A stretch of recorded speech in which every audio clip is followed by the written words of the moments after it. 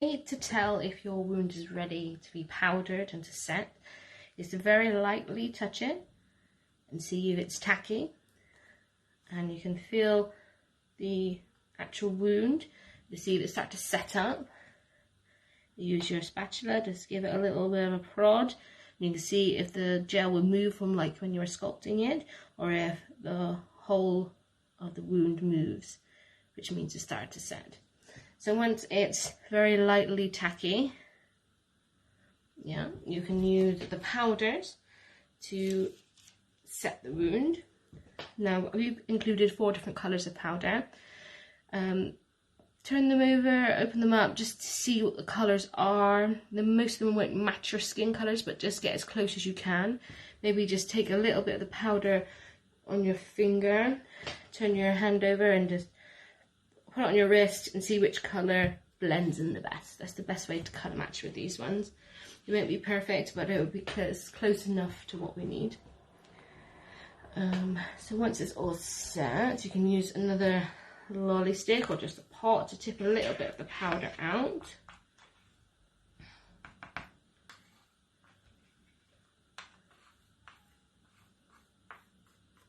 Now, this is where you can use the cotton pad or the fluffy brush, depending if you have one handy. If you don't, we can just use the cotton pad.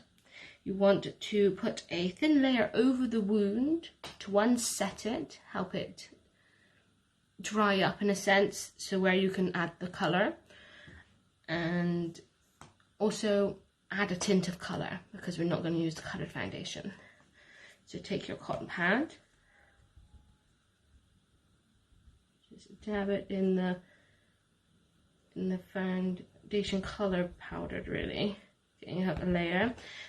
You want to test it on the very edge of your wound just to see if it's dry enough.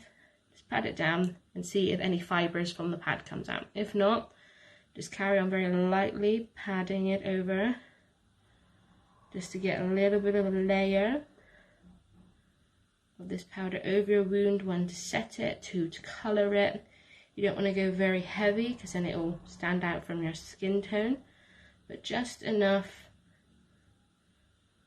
to colour it. Very lightly just stroking it.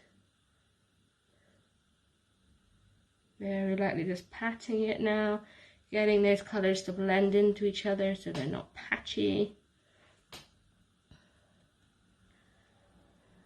Try not to put too much pressure on just in case it's not fully set. I don't want to ruin our hard work already. Don't worry so much about the inside of the wound because we will be colouring those. See, mine isn't very perfect to my skin colour, unfortunately, but we will persist. The blood and the colouring we will do will help with that. What you can do is just go out a little bit from the wound just to colour a little bit of your hand in a sense. Don't go too mad, but just do a little bit just to help blend this in, and this will help with our photos as well at the end. Because we do want photos from you guys, want to see your excellent work.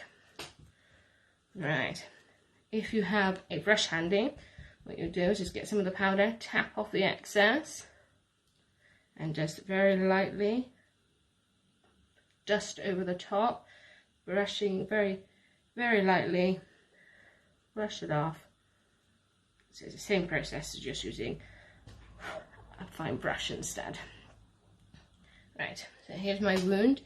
You can see it doesn't exactly match my skin colour either, but I've taken a little bit of the powder just to go out and around the wound, just to colour match the skin in a little bit with my wound. So there's mine. You can see it blends in quite well, which yours will as well.